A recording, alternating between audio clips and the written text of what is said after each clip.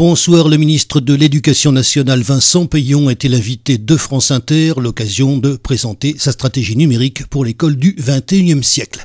Vincent Peillon a annoncé son plan numérique pour l'école.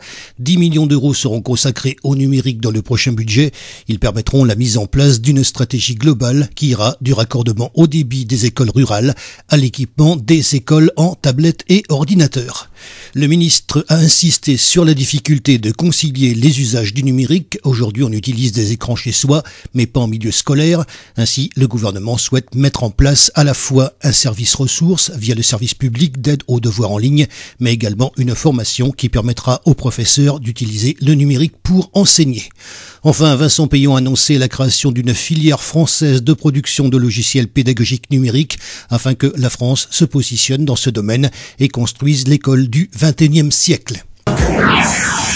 Marie-Arlette Carlotti était l'invitée de la matinale de Canal+, la ministre déléguée en charge des personnes handicapées et de la lutte contre l'exclusion a détaillé le financement du plan de lutte contre la pauvreté annoncé par Jean-Marc Ayrault.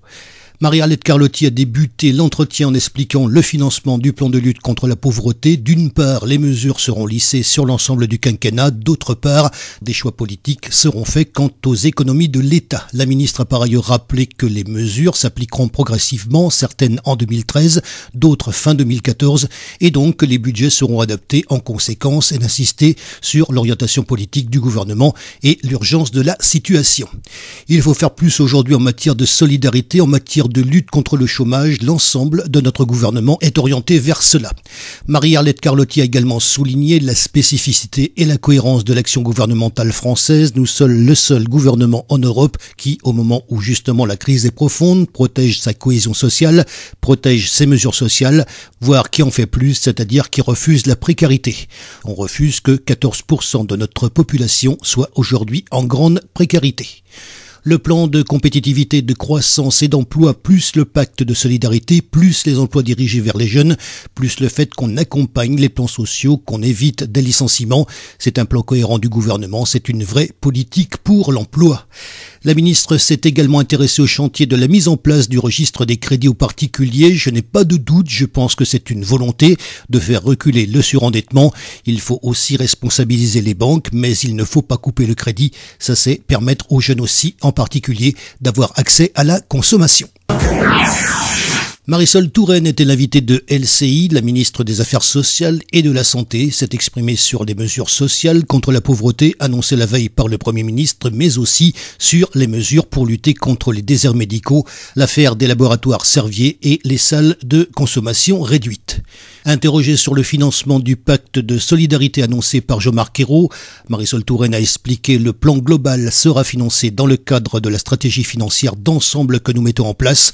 Nous ferons des économies sur d'autres postes de dépenses. Nous le verrons globalement dans le cadre de l'élaboration des budgets qui seront présentés. Chaque année, ces mesures feront l'objet d'un financement dans le cadre du budget normal de notre pays. Niant l'existence d'un assistanat à la française, la ministre a souligné le devoir vis-à-vis des personnes vivant sous le seuil de pauvreté et en grande difficulté. Elle a expliqué ce qui caractérise les plus pauvres d'entre nous, c'est que souvent ils ne demandent pas ce à quoi ils ont droit. Par ailleurs, Marisol Touraine a rappelé l'ambition du gouvernement, créer de l'activité économique et redresser l'économie de notre pays parce que nous savons que l'emploi est la meilleure façon de lutter contre la pauvreté. En outre, la ministre a également démenti la taxation des mutuelles et des assurances pour financer l'extension de la CMU, sans exclure toutefois la contribution des organismes complémentaires. Marisol Touraine a également été interrogée sur les mesures de lutte contre les déserts médicaux qui seront annoncées le 12 décembre et a démenti avoir jamais parlé de salaire minimum pour certains médecins, puis d'expliquer des mesures visant à la sécurisation de l'installation des jeunes médecins. Il s'agit de conclure des contrats avec des jeunes médecins qui viennent de sortir de leurs études et de leur dire voilà, c'est difficile de s'installer pour que vous alliez dans certains territoires plus compliqués que d'autres, on vous garantit qu'on va sécuriser votre installation pendant 2 ans. Cette garantie se présentera sous la forme d'une contribution pour faire face aux frais d'installation que représentent les emprunts, les locaux et le matériel. La ministre s'est également exprimée sur la mise en examen de Jacques Servier pour blessure et homicide involontaire. Il y a d'un côté l'instruction judiciaire.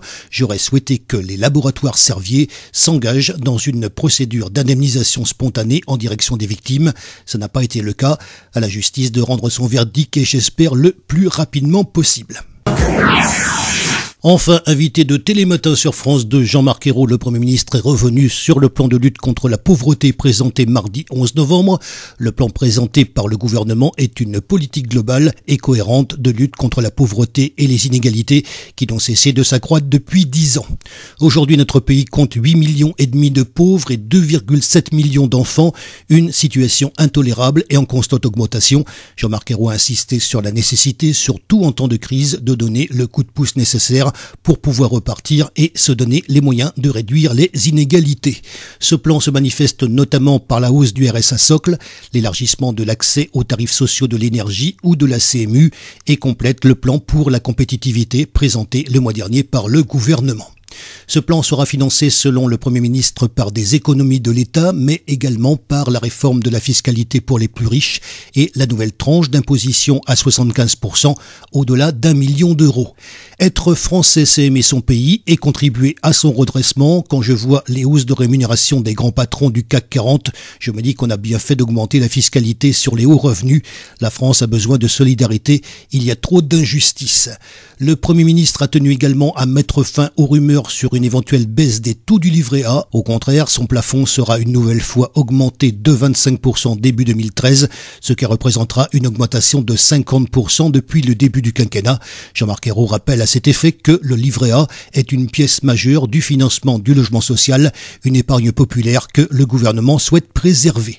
Concernant les plans sociaux annoncés à PSA, Jean-Marc Ayrault a assuré de sa détermination à poursuivre les négociations sur les sites d'Aulnay et de Rennes pour favoriser des nouvelles activités industrielles, mais également des solutions salariales. Il rappelle à cet effet le succès obtenu à Florange où le gouvernement a obtenu qu'aucun licenciement ne soit effectué, mais également des investissements et le lancement du projet Ulcos.